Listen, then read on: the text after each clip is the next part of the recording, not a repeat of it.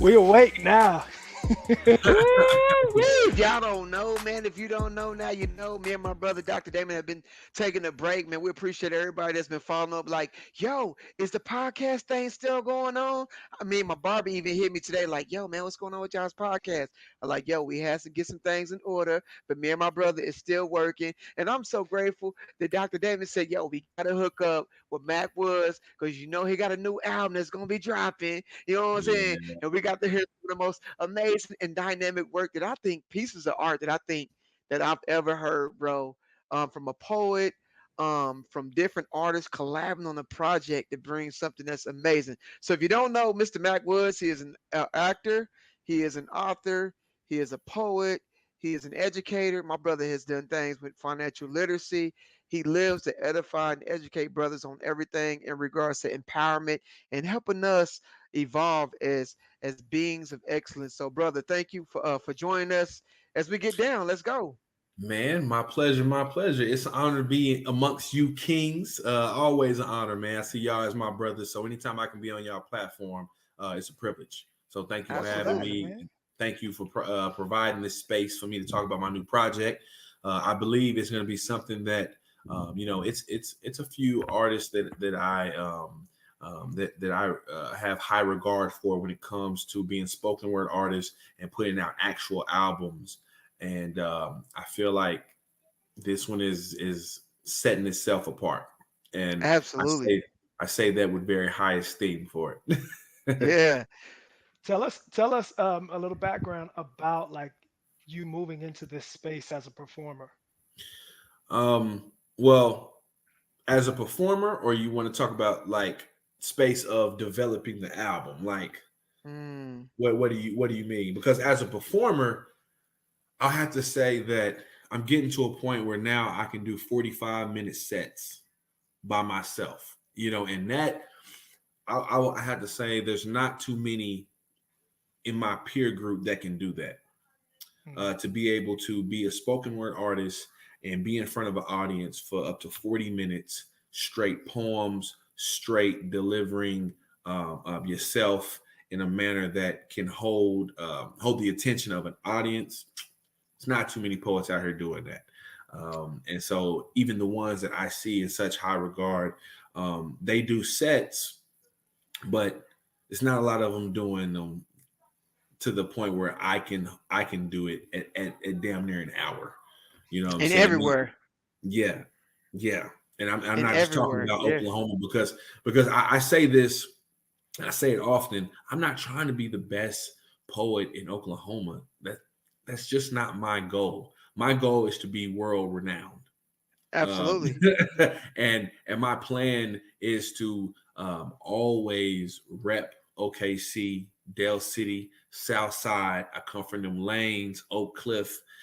That's where I come from, and I want to do Oklahoma City proud. But I'm not.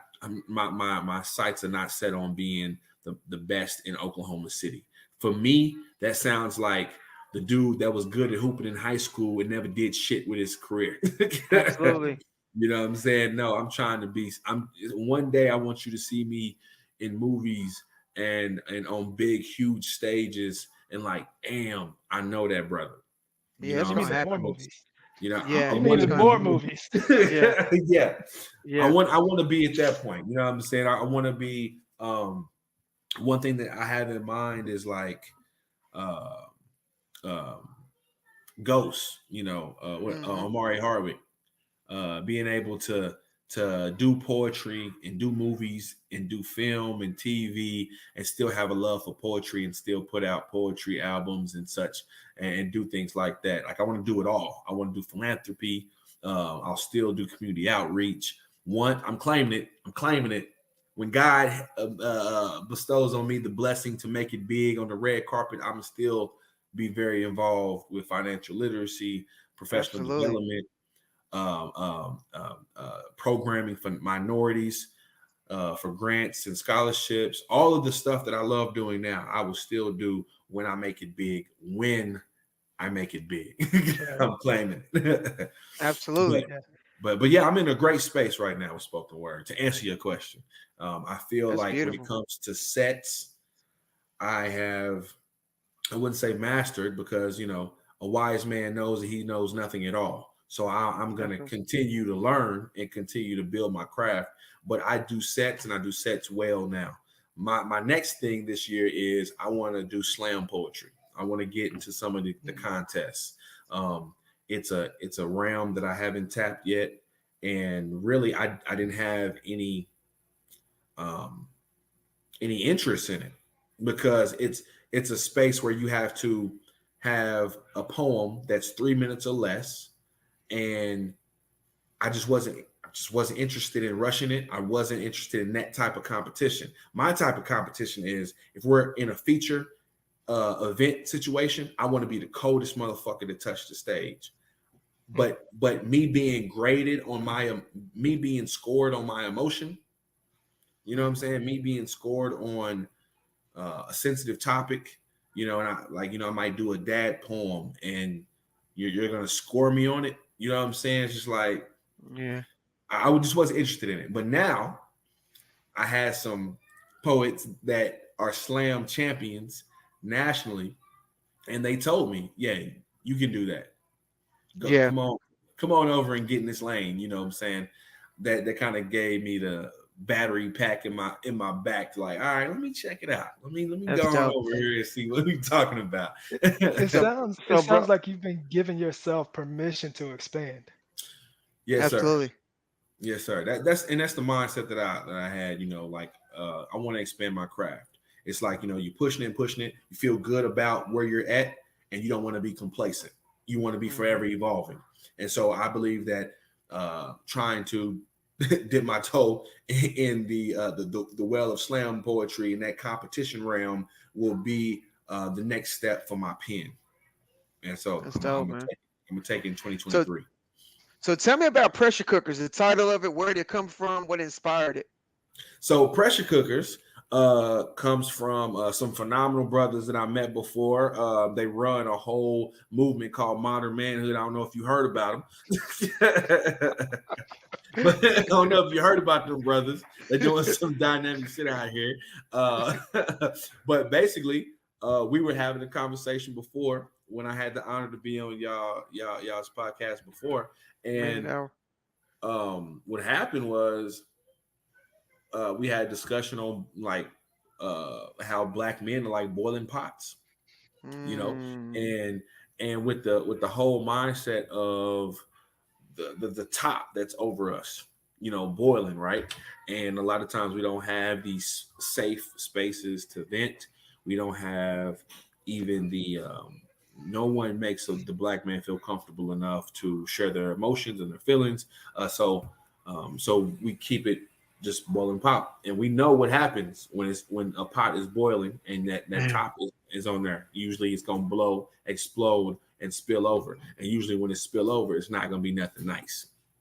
And absolutely. I see that when it comes to a black man, we don't have those safe spaces. Either become something violent, or we're not able to pour our passions and our anger and our emotions into safe spaces and into directions and in environments that's going to be conducive to how we feel, or even conducive to us healing. Right. So that's where it came from. Our last conversation, man. And from there, that had to be like the beginning of the year, something like that. This was Daddy's Girl conversation with Yes. Daddy's Girl. Yeah. So what was that? Was that the beginning of the year, like November, December? I believe that was the beginning of the year. No, because Okay. Damon, yeah, man. So that was like early this year. Okay, so at the beginning of the year, crazy. we had that conversation. I was like, I want to do an album completely around this topic.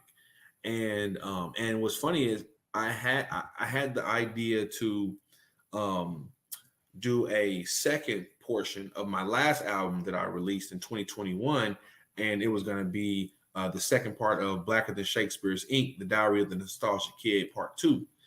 But a lot of that material is more material that's like, it's, of course, it's still dynamic topics. It's still deep stuff, but it's more it wasn't conceptual. It was more just different topics that I wanted to speak about. Pressure Cookers, the whole album is about black men dealing with their emotions and somehow and trying to figure out that duality of subconsciousness, that duality of double consciousness, the duality of sectionality, dealing with being a father, a veteran, everything that we have to go through, and then not having any safe spaces. So from our conversation, it stemmed into a whole album, Aspects of and manhood. literally, it's a few that are older poems that I end up love the concept, but I rewrote, and a lot, but then a lot of them. Looking at the track list now, a lot of them are just brand new poems, and my whole mentality around it was I wanted all male features because because even the singers on this, I might have pinned like the direction I wanted them to go into, but I gave them the free will to like, hey, do what you want to do on it. Mm-hmm. Like Phil Lee on Peace, track 4. I gave him, kind of like a blueprint of what I wanted him to sing about, but I basically was like, look, do what you want to on it. Just kind of stay in the realm of this is the concept. And he did his thing on it.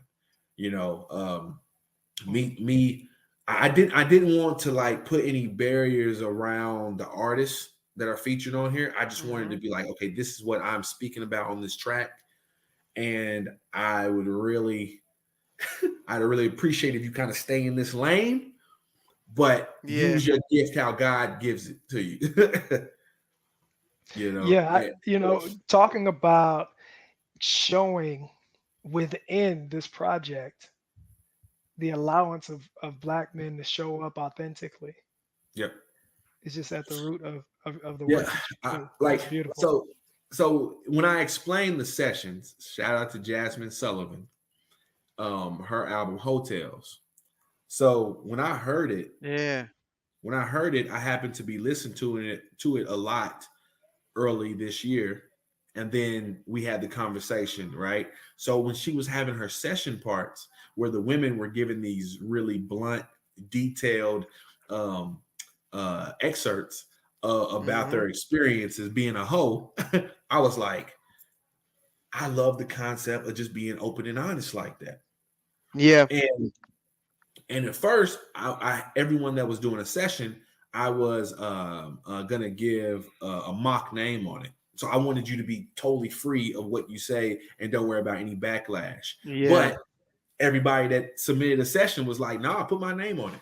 I stand by what I said." So I appreciate all you brothers, including David, that submitted a session and was like, "Nah, I put my name on it because I stand by what I have to say." And so I appreciate that, just being able to be like, "Nah, I stand behind what I said, and go ahead and put my name on your track." I appreciate it. I love y'all for that. Now, when it comes to all the rappers, same thing. I was just like, look, bro, this is the lane, but I want you to deliver your complete honesty on it, and with the sessions, like I said before, CL, he wanted to kind of rap on it. He had a rapping cadence. And I said, no, bro, this is like a session with a counselor, with a therapist, damn near barbershop talk. I want you to be blunt as hell. I want you to be, if you need to curse, if you if you need to get real grimy with it, right. language, do what you need to do for it to be honest and for it to be real for you. And shit, man, I think everybody hit it out the park, man. Yeah, it was fire, bro. It was awesome to see all of these different creative minds come together, artistic minds come together.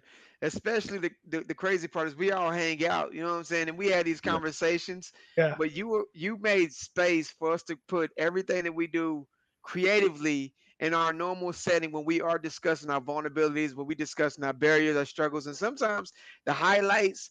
You know what I'm saying? Sometimes it's the prideful moments that we know we ain't doing right. We ain't always doing right, but we've normalized the idea of getting by because it's what feels right in life.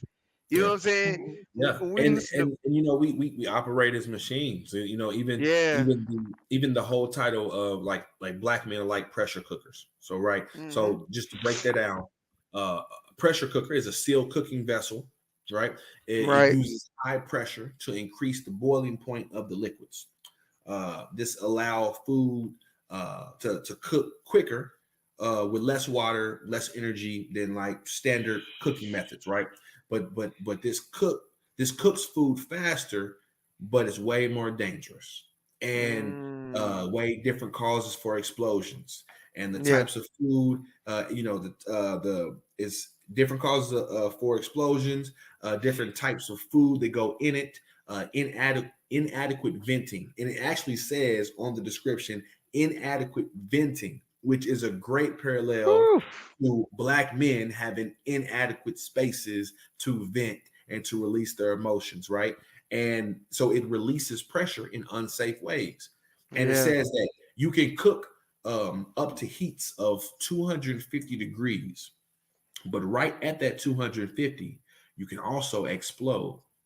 So the parallel to that is the anomaly is just because you can handle it does not mean it's healthy. Right. So, black man, when's the last time you check your heat gauge? When's the last time you check your PSI? Because just because you can operate at that level, constantly doing for others, holding in your emotions. You know, we go through Hmm. death of family members, death of parents, go through Yeah. separations from spouses, and all these different changes that you're dealing Man. with, all the different things that you deal with, and you're keeping it bottled up. Hmm. Just because you can handle it doesn't mean it's healthy. And Right. so going off of our last conversation really put me in the mode of this is what I want this project to focus on. Yeah. And the thing about it that I think about too, for those who do want to release it and do know how to do want to let go, don't know how. You know what I'm saying? You got energy that's trapped in your body and you feel the depression, you feel the anger, you feel the rage or shame or guilt. And we don't even know how do I let this go? Like, how, Yeah. what do I do with it? And Yeah. that's why I wanted the sessions to feel like a therapy session, because I want to pull to the forefront of how important it is for black men to have professional counseling, going to a professional therapist. And so much kudos to you because you did your thing, Mr. Future, Appreciate you. Dr. Cole.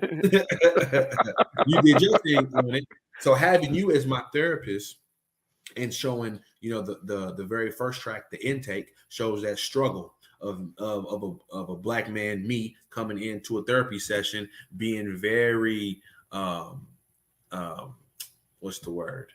Being an asshole, being very resistant, Aggressive.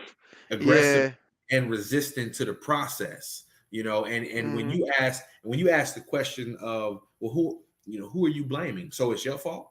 It's not Right. your fault. You're not taking any responsibility for your actions. Right.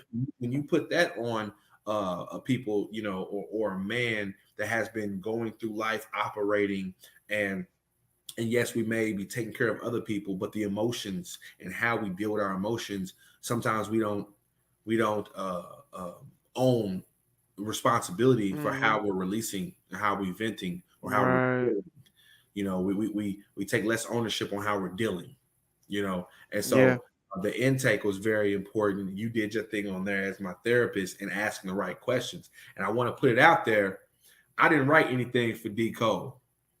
I asked him to bring his authentic intellect of what he studies to the table, and I think he killed it, from intake to processing to the last one, track 19 change. That was all D Cole. He did I that. appreciate that.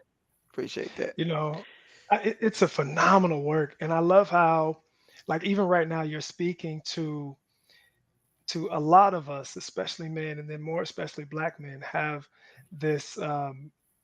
We have this thing where we characterize our resistance as resilience. Yeah. And they're not the Ah, same. Mm. that's a bar. Yeah. Yeah, it's a bar. We really do. Yep. It it speaks, your work in this space really speaks to that. And it's something that I know is going to be so relatable to so many of us, Yeah, um, you know, whatever the span of our struggles are. yeah, yeah, We Society tells us that as a man, you stay on the horse and you don't get off the horse until you fall off the horse. yeah, Mm-hmm. And yeah, if that is what if that resistance of taking care of ourselves, that resistance of honoring our needs, yeah, right, emotionally and spiritually, yeah, and personally, if we can't get to that place, it's not so much a show of our resilience and our ability to keep going. yeah, It's a disservice to us, and in that same way to our families and our communities. And that your Facts. work really speaks to that. yeah. Yeah. Appreciate it because the whole mentality around and D Cole, he actually asked that question in track one, um concerning, well, if you don't take care of yourself, who's gonna take care of your family, or who's going to take care of the things that you pour yourself into, because at the end of the day, if you don't take care of yourself, you can't take care of your family. But then my Right. response is, well, take care of yourself. Well, as a man, as a black man, I do what I'm supposed to be doing, right? And what does self-care look like for a black man? What does self-care look like? You know, Having a uh, family taken care of, despite the emotional state that governs a lot of our actions. right? You know what It, I'm it, it saying? it never looks like us really paying attention to our emotional stability. It doesn't look like us enjoying ourselves. It doesn't look like us going after our dreams, our career ambitions. It doesn't look like that. It looks like Yeah. taking care of our family and making Yeah. sure that even some type of legacy or something is left after we leave our life of Hmm. just working to bare bones. That's what it. Listen, That's what it looks like. it's just like the pressure cooker. You getting the job done, but you are not nourishing your soul. And as that pressure cooker goes, it's cooking out all the nutrients anyway. Yep, it's picking all the That's nutrients out, out anyway, and you cannot pay attention to it, and it'll get the job done. But you're cooking all the and how it nutrients out. comes. Matter of fact, like even if you have a good stew, the stew is good. It might hit flavor wise, but when you look at the color of the carrots, when you look at the color of the Mm, celery, when you look at the color of the vegetables, they don't have any color anymore. Everything is brown now because you cooked all the nutrients out of everything. yeah, You all the know, life is gone. all the life is gone because you Hmm. kept that pot, you kept that top on the whole time. So yeah, you might be able to put a pot roast in a pressure cooker or whatever. You come back 8 hours later, and it might be smacking because it took care of the job. It got the job Yeah. done. But you took all the nutrients out of the food. Yeah. What I really think that these different tracks will be able to resonate, from being promiscuous Hmm. to not knowing how to vent, to dealing with all the ills of the world, coming from different perspectives of everything outside of the house. Um, One thing that I really wanted to do, and we can have a conversation about oppressor. Oppressor deals with a black man, a homosexual black man coming out to his father, and I actually wrote this dang near 2 years ago, and had a Mm, conversation with Asa about it 2 years ago. wow. And as an ally, I said, man, I want to perform this, and I don't want to put no disclaimer on it. I want to go to Dope Poetry on Wednesday. Shout out to Jay Wig, Yeah. and I want to perform this, and I'm not going to put a disclaimer on it. And Asa was like, black man, don't lynch yourself like that. He said, don't lynch yourself like that. He said, Mm, because he said, I appreciate you being an ally, but even though you're not homosexual, people will take it and run with it. And for me, it was like, I'm so comfortable with my sexuality. yeah. Like, I don't, I'm doing it because, I grew up with men who were homosexual, and like my uncle, close friends of mine, and you know, I feel like if you really love someone, then you share a little bit of their hurt when they're hurting. Mm-hmm. You know, to grow up with black men that were shunned in the black community for who they love, Yeah. then I feel that pain too. Because how you gonna be pro black, but you're homophobe to your people? Right. Right. How do you be pro black when when you're Man, discriminating when you're discriminating other people of your people?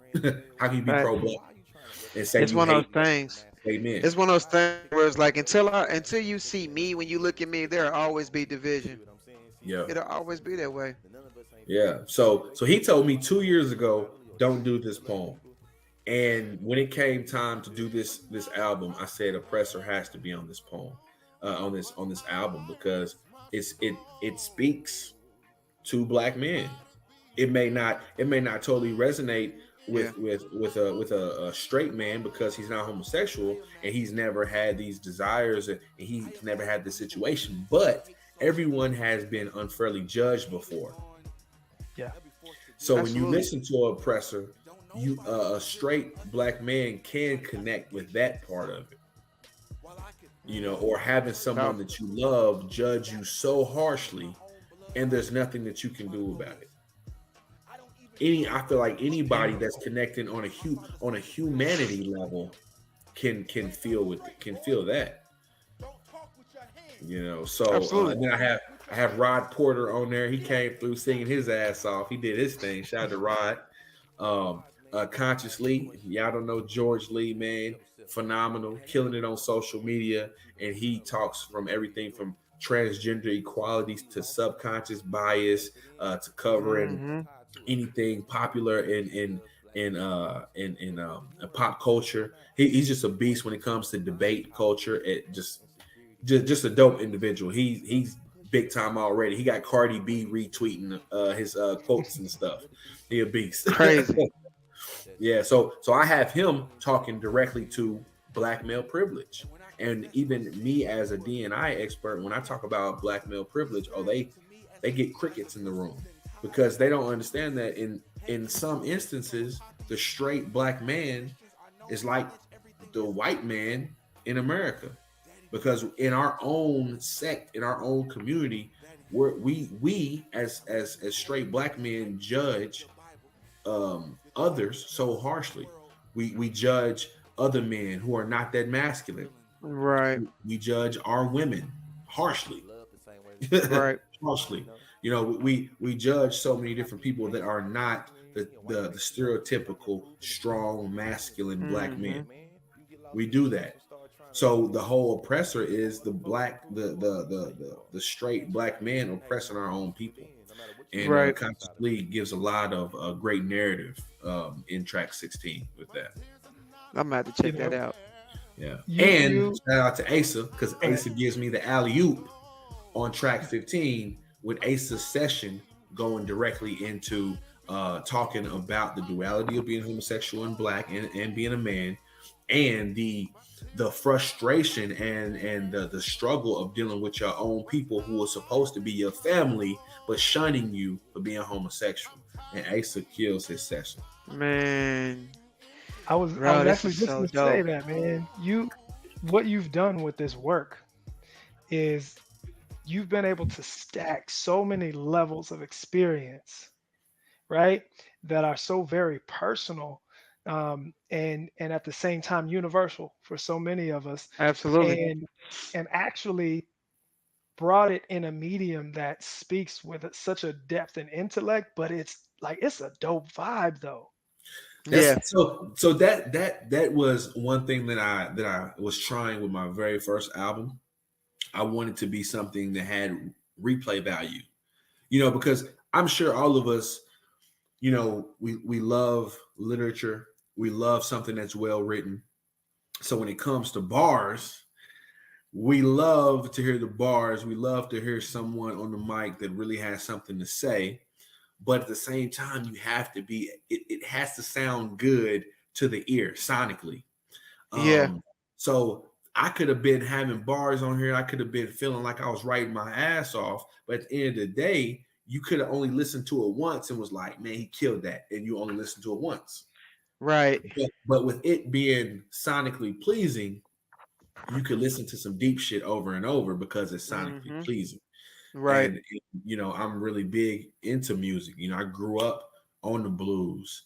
So a lot of it, with the guitars and the strings and all of that and the samples, I had to put that flavor in it. I'm definitely an 80s kid, 80s born, 90s kid. But I came up under listening to Etta James and Bobby Blue Bland and Commodores and BB King. And so I came up on that Temptation. So I had to put that vibe in my music. But I also definitely tried to tap into hip hop because I love hip hop. So I had to have those vibes in there too. And CL, I was getting on his nerves because all original. Well, yeah, all original. Yeah. Like from every single track on here. It's funny what you learn about yourself in your 30s. So I helped organize all of these tracks. CL likes to give me the kudos of he was just punching the buttons, but I knew where I wanted to hear everything, and I didn't know I had an ear for music like that until last year when I did my first album. I said, "Excuse me, I really understand where I want everything." Like track 3, PTSD with Miss Devin. I knew where I want her vocals. I knew where I wanted to place them. I knew where I wanted to stack different things that we pulled in with the marching of the boots, with the guitar playing in the back of when I spit the Soldier's Creed. I knew everything of how I wanted to stack the music and how I wanted to hear it. And then even with CL was like, well, that don't even make sense. You shouldn't do that. I'm like, well, try it. Because that's what I'm hearing. So being able to bring to life, I mean, it's nothing like bringing to life what you hear in your head. So I'm really enjoying doing music, man. Listen, I'm gonna go in and I'm gonna tell you that I was actually really excited to hear Devin's voice in this because understanding, what your mission was with this project and how centered it is on the Black experience. I was really to hear a moment of having, a woman's voice and even particularly a Black woman's voice. And then personally, someone who, is cherished here in Oklahoma City, whose voice is she's so beautiful. She's honored, right? And so it was really nice to hear that, man.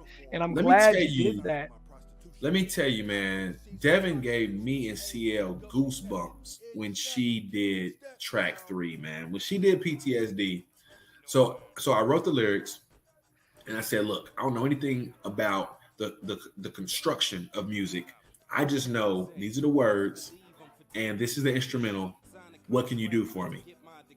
In 10 minutes, bro, no exaggeration, 10 minutes, she created a 3-part harmony and it just blew our minds. She just did it right there in front of us, bro. She is a subject matter expert. She is a professional. She's a blessing every time I work with her. She just takes my vision to the next level, bro. I think I believe I had her on my first album at least 3 times. Like it should have been Mac Woods featuring Devin on my first album. Because I think I had her on like 3 tracks, man, because I just feel like to any track, she's a cheat code. Oof. You know what I'm saying? Come on. She's a cheat code. And so if I wouldn't have had the mindset to have mostly men on this album, Devin would have been on here multiple times. And then I seen you got Glenn and Sharita. Yeah, so Glenn came through, and it's funny because Glenn had never did a track like this before. So me and him, we go back and forth on Peace. Yeah. So I love that style because it reminds me of Styles P and the Locks back in the day. Jada. Jada like that. style be going back and Yeah. forth. I used to love that style, listening to it as a kid. So I like when poets do it. So me Yeah. and Tavy has done it in the past, and I put Glenn on track 4 to do it, and he wasn't sure about it. And then I was like, look, bro, these are the gaps. Just do it. Me and CL gonna take care of it post. Just do it, man. Just trust me, bro. Just trust me. He was like, I don't know about it, man. And I was like, I know you never did it before. Just trust me, man. Me and CL went up in there. We chopped it up and stacked our vocals, and I sent him the track. He said, "Damn, bro." He said, "That shit fire." I said, "I told you." Absolutely. Told you, bro. And original flow. So we had the piece beat, we had the piece instrumental, and I said original flow is so dope in the sense that he is true hip hop. His voice is true hip hop, bro. And it's just like I need to totally revamp the beat, and I need it to sound like DJ Premier. I need, I need that feel. I need that. I need all of that. I need that to feel like 90s. I need to feel like 94 hip hop. You know what I'm saying? And CL gave me that.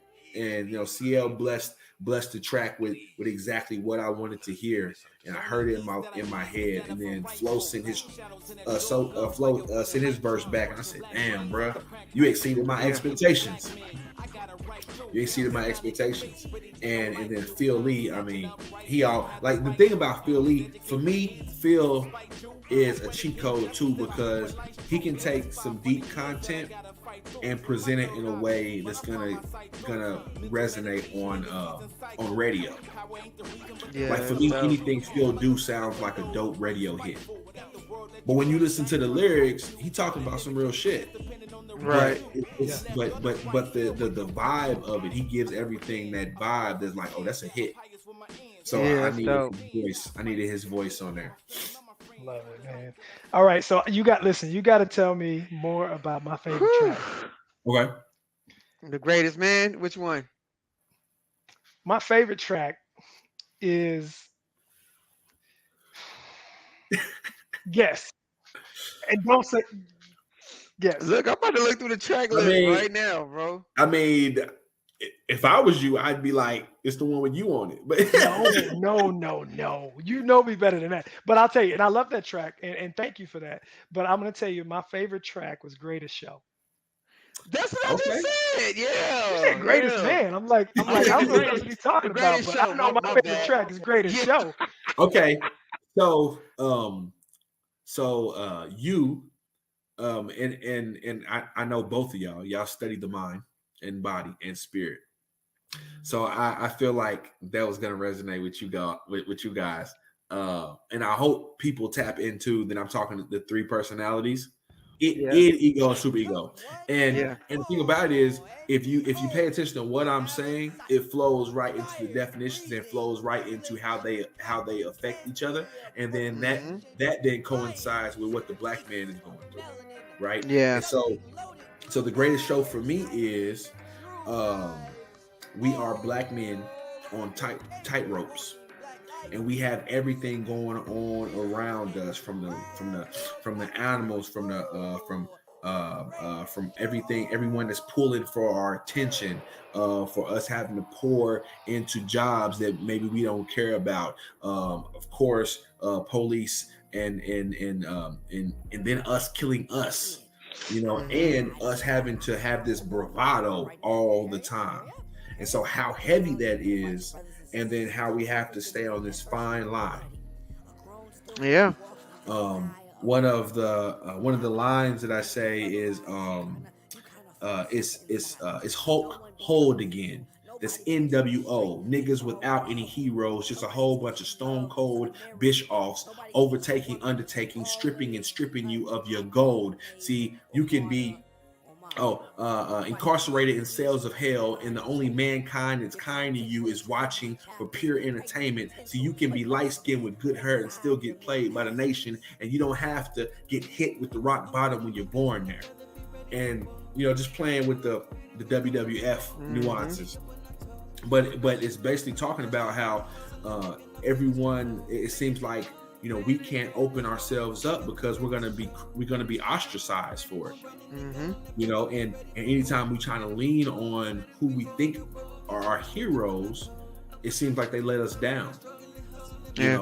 And having to walk that fine line is that humble shit. Fuck humble.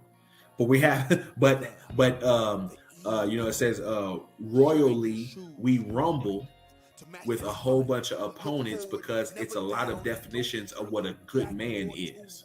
And what's the next line? And humble yourself, boy, because over the top and you're gone. Talking about the Royal Rumble in WWF. So, over the top rope and you're gone. So, when we do too much or have too much self-confidence, then we get shunned. Right. Then we're too cocky. Right. But our white counterparts, they show leadership. They show gumption. They show all of these adjectives of a leader. But when we do the same, he's not a team player. He needs to humble himself. That's why I go so hard with fuck humble, because when you go by Webster's definition, to be humble, not humility, because humility I can mess with humility more than humble. Right. Humility is being able to show grace. And respectable. But humble is looking at yourself in a low standard, meek or modest.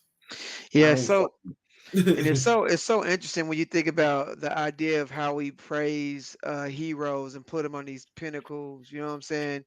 How extravagant they are, especially if you talk about a super ego. Or Freud. Even Freud in itself, for these historians that we idolize and the educators that we idolize, and you go back to see how they lived. How they create sculptures of themselves. Shoot, even the chain that you got on right now, we go to Egypt and they got whole freaking pyramids of their faces, fam. Yep. And we only also like idolize them because of the way that they view themselves and the impact that they were able to have. It's so over the edge. Consider, you know what I'm saying? Yeah. So I can see that. Yeah. I just really appreciated I appreciate Greatest Show too, because at the end of the day, it's like the black man has to tap dance for everyone. Right. We have to be the machine for everyone.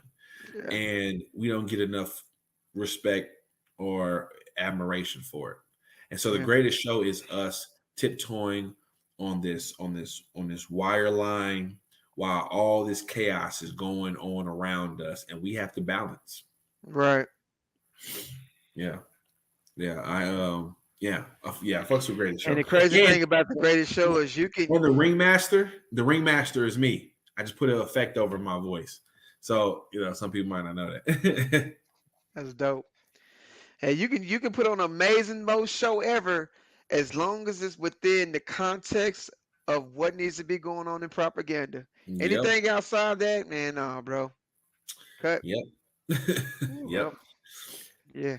But that's another story. This work is phenomenal, man. Yeah, this work is phenomenal.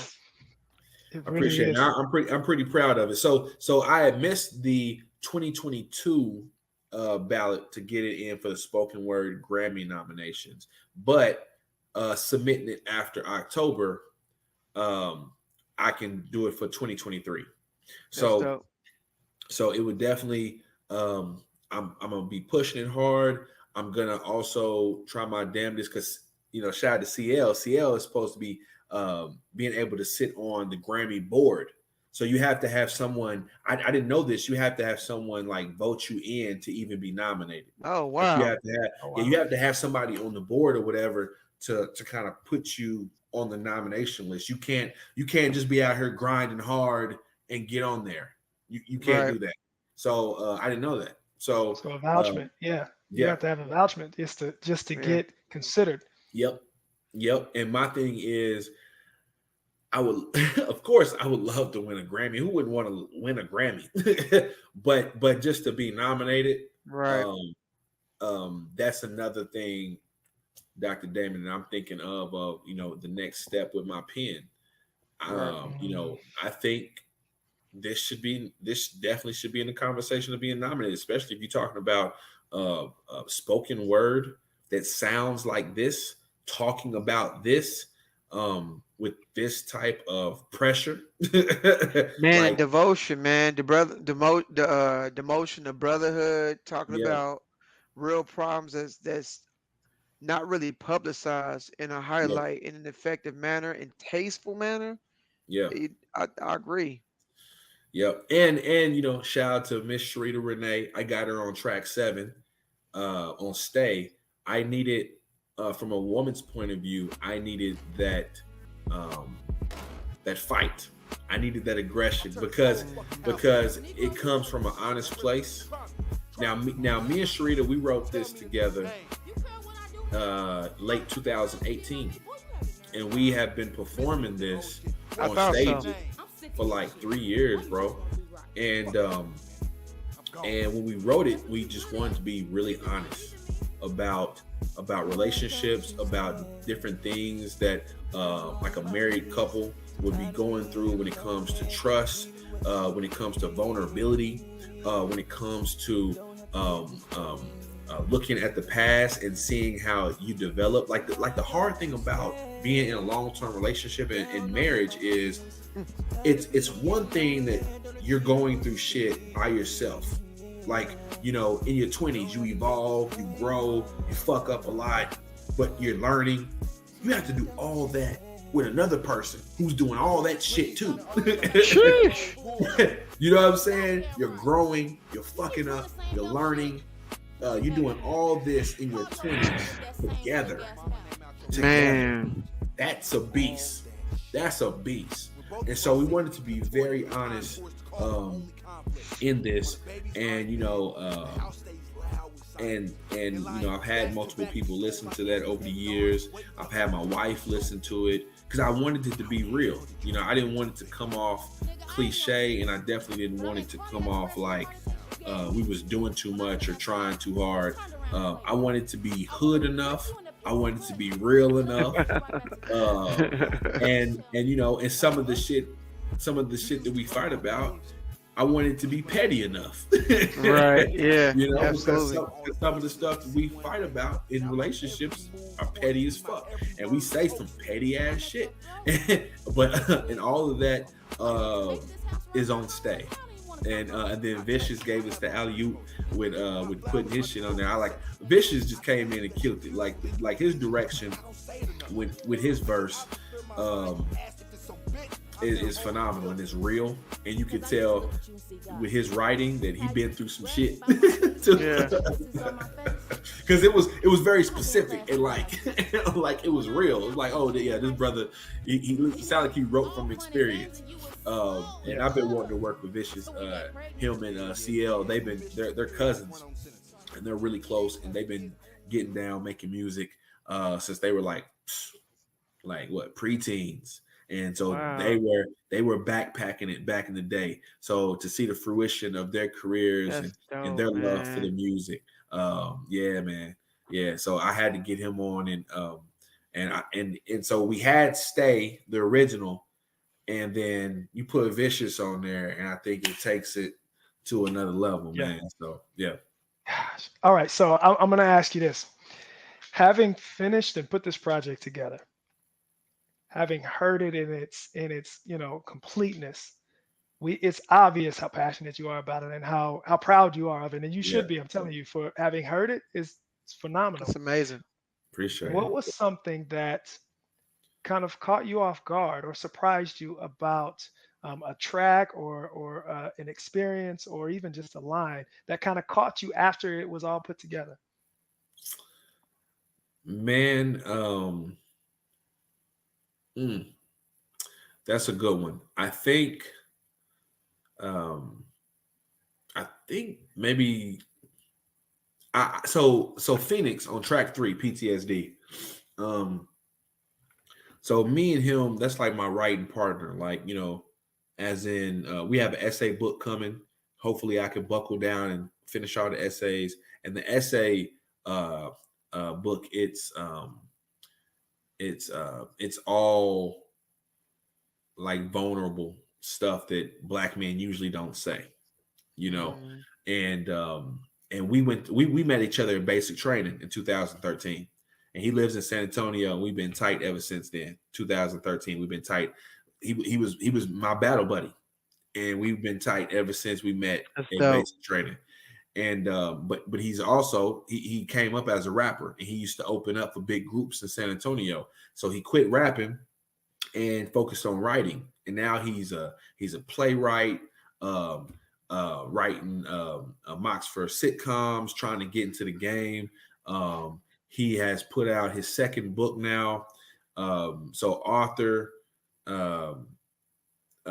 really digging into community outreach, really big into assisting brothers in juvenile centers. That's his passions. And what he delivered on track 3, I wasn't like surprised of all of the content, because like, oh yeah, I'm a black soldier, I know what you've been going through. But the way that he flips the words, it hit me a little different hearing him spit it, because it's like that's the shit I was going through as a black soldier. And hearing it eloquently put, even when Damon, when you talk about yours on track 2, it's the soldier shit hits a little hard, because it's like you serve, like I say in PTSD, serving a country that never served you. Mm. And giving your life, even if you didn't even get an opportunity to go overseas, you give your time. They take the hell out of your time, and that's time away from your family, time away from your friends. You miss you when you sign up for the military. I think everyone underestimates how much of a chunk it's going to take out of Right. to be with your family and do other things that you have passions for. It takes a big chunk of that out, man. And just thinking about what the Army took away from me, that shit was unsettling to me. So I think the Army talk was the most that kind of hit me in the gut. Was that yeah. Also Superman. It's a great song too. Even though that's that's just me by myself, going back and listening to the track was shit. Parent Trap too, though. Parent Trap with my homeboy Calvin J. He's a poet out in Dallas. Me and him did that track last year for his, and then we revamped it and put CL on there, and so I think that came out great. So dope, man. With me and Calvin, when we did that, man, it was all about, let's talk about how our parents have affected us in the relationships that we have now. And they say, when you become an adult, you recognize the sins of your parents. But you also, as an adult and a parent, now you recognize that they were just learning and they were trying. Right. So it's kind of more back to the humanity of it. It's like, when you're a young adult, you realize the sins of your parents and you blame them for it. When you're an older adult and a parent, you recognize the sins of your parents because they were just learning. Right. And when you give them more grace because they're just people and they were learning, right. And yourself as a parent and as a husband, you're learning. You're still learning, and you're fucking up, and you're trying to fix things, and you're not going to do everything right. Right. Let alone them just using the tools that they have to work with. You know what I'm saying? Yeah, man. Yeah. And so Parent Trap is a tough one for me too, because only child, me and my mom, most of all my life, just me and my mom. And I noticed the different things about her. She's the middle of 10. And so one of the lines that I say in Parent Trap is, I recognize as a mother, you love me so much with just a handful of hugs, because she wasn't really super affectionate. And then I had to learn why she wasn't super affectionate because she wasn't raised like that. So it was hard for her to open up. And now it's beautiful, man, because I see how affectionate she is with my kids. You know, so to see that full evolution, and now to see that she hugs me more. You know, at this Yeah. age now, her getting older, she hugs me more than she's ever hugged me. You know, her saying I love Yeah. you, and it doesn't come off so uncomfortable because now in her older age, she's seeing things differently and she's being more vulnerable, man. Because you know, vulnerability is strength. You know, we always try to couple as a Yeah. society vulnerability as weakness, but think of all the people that we look up to, you know, from MLK to Malcolm X to Tupac. These are really Yeah. vulnerable people Yeah. that we admire as really Absolutely. strong people, but they were vulnerable, and that's the strength in it. And so, like going back to my mom, seeing how open she is to the emotional stuff now, being able to talk to her about certain things that I could never talk to her about growing up. Um, it's just it's a beautiful evolution between son and mother, and so I try to express that on Parent Trap that yes, yes, some of the things that I learned from my mom has been uh, growing pains and a negative effect sometimes even between me and my wife because I treat my wife how I learned how to have relationships from my mom, but I Yeah. also love in certain ways, in good ways, because of what I learned from my mom. So you know, understand the duality in that. You know, the dynamic of how now I understand why she did certain things. Yeah. Now I'm about to be 40 with kids and a wife. I can understand why she did certain things, how she did it, you know. And so I tried to go into Parent Trap with that. And Calvin kills it. Calvin's a beast with metaphors. Yeah. He stays in the pocket so well with his sports analogy. And you know, I try to do my thing on there, but Calvin is a beast on there. Beautiful, man. Listen, if this piece is a thesis, bro, Mm. Yeah, this is this is a thesis on our experience, yeah, and I like it. we thank you for it. man, Absolutely. This is a I appreciate it. beautiful, I beautiful appreciate y'all work. being a part of it, man. Man, Yo, what are you hoping people are gonna get from it? What are you hoping people get from it? That's something that I have kind of been expounding on more. The very first thing I was thinking of, I want it to resonate with a wide variety of types of black men. Hmm. But now I've been expounding that detail to I want women to really understand it too. I Let's want get women it. to listen to it. And that's one reason I wanted the session so blunt. I want the women to listen to it and be like, I didn't know he was going through that. Yeah. I didn't know I didn't know that was something that black men was going through. I didn't know they were thinking that. Oh, you know, I want that light bulb to go off because when I'm in these men sessions, when I'm in the modern manhood sessions, when Man. and and Yeah, man. and it's like 10 husbands and 9 of them have the same testimony about how they don't feel supported at home and how they can't talk to their wives about certain things and how they don't can't even find these spaces to vent when they're going through so much shit. When I'm hearing the same thing from all of the men Man. in these rooms, and these is like different ones because even the one that I go with I Yeah. used to go with Psych on Sundays, Yeah. these different spaces that I'm in, and all of these men have the same stories. I'm like, yes, I definitely want this to resonate with men of all kinds because I Yeah. believe white men and different men of ethnicities deal with the same thing. Matter of fact, I Fact. know they do because Yeah. I had a lunch with a white guy from Tulsa Community College, and we were talking about professional stuff, and he starts talking about marriage, and we damn near have a full ass counseling session in a coffee shop I'm telling you. 3 days ago, bro. And Hey, listen. it's the white guy. So I know that It's men universal. is universal. So I know all of us, all of us men from different walks of life are dealing with a lot of the same issues. And so I want that to resonate with men. But I want women to be able to listen to this project and try to get an understanding.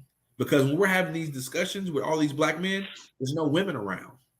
Right. So the women aren't tapping into the conversations to get an understanding of what we're going through, because we usually don't feel like it's a safe space to confide in them.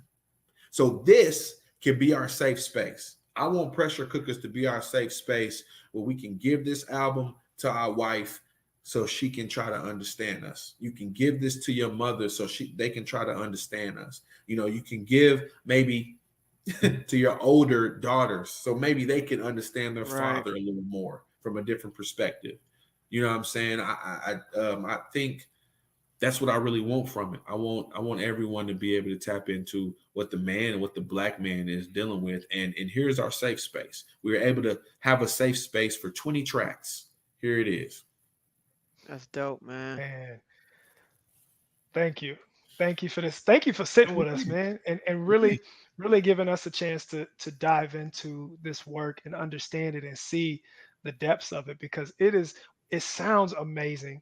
The content is beautiful and poignant and inspiring all at the same time. Yeah. The music is so fly.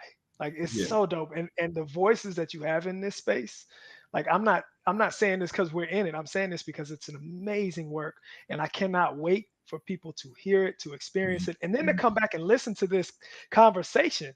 Yeah. Because Man, it's a whole different conversation. listen. Yeah. Once you've listened, if you're watching this right now, you heard the album. I want you to go listen to the album and come back and listen to this and tap in with us and talk about this and share this. Tell us, Courtney, where you can find it. So you will be able to, when I put this project out, you will be able to find it on all streaming platforms. I'm not making it super exclusive where you have to go into my website to find it or anything like that. You will be able to find it on all streaming platforms. Even if you have one of those terrible Androids, you'll be able to find it. We are non-judgmental, inclusive Modern Manhood Foundation. I have you know that our audience members are not publicly accepted opinions of those as the massive whole. We have you know. I got an iPhone, but I know a couple friends that got an Android. You know what I'm saying? You will be, everyone be, man. I'm making it. I want it to be out there, man. But you know, I'm really pouring money into my marketing and advertising team, and I'm trying to make a big push for this, man. I'm gonna go hard at pubbing this all year, and damn it, I want to be Grammy nominated. Let's do it. But you know, one thing that I really want, I want this to be able to be used in counseling therapy type of spaces. Like I want it to be a part of important conversations, because I think it deserves that. I think it's a body of work that deserves that, and I believe it can be eye-opening to people that are usually not in these spaces to hear these conversations. Absolutely. Now they'll be able to hear it, you know, on their phone, in their radio. They'll be able to hear the safe spaces that all these black men came together and poured their emotions and their feelings and their true, genuine, authentic experiences out on this album. And hopefully, you know, if you're taking this in, you know, you're not just hearing it, but you're listening.